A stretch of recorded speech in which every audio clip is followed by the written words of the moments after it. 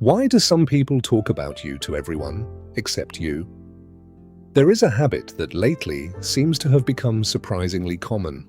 When someone has a problem with you, instead of talking to you directly, they begin a small information tour through the neighborhood, the WhatsApp group, or the office.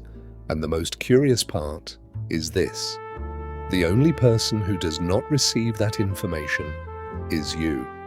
The very person who could actually do something to fix it. As a coffee shop sociologist and pajama philosopher, I have always been fascinated by this strange human ability to turn a conversation between two people into a full-blown collective documentary.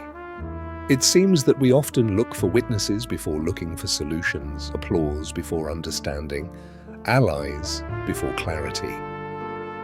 Maybe it happens because facing an uncomfortable conversation requires a certain amount of courage. On the other hand, complaining to others is usually much easier. And, as a bonus, it feeds one of humanity's oldest sports: making assumptions. The problem is that rumors never repair relationships. They only create different versions of the same story. And those versions rarely match reality. And this is where a rather interesting irony appears. Many people claim to value honesty, as long as they are not the ones who have to practice it.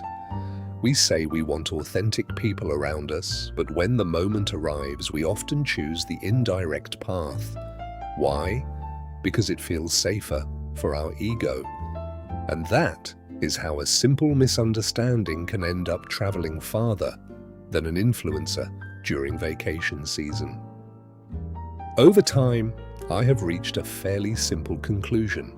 If someone has a problem with me and never tells me about it, there comes a point when that problem stops being mine and becomes the problem of the person who chose to turn silence into a performance.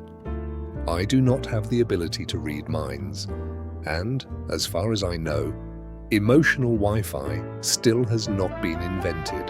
Life already brings enough complications of its own without adding imaginary conversations on top of them. Speaking directly does not guarantee that we will reach an agreement, but it almost always prevents a mountain of unnecessary misunderstandings. So, while some people continue gathering an audience to tell their version of the story, I prefer to keep gathering good coffees and, above all, better conversations. Because in the end, honesty may feel uncomfortable for a few minutes. But silence, when handled poorly, can damage friendships for years.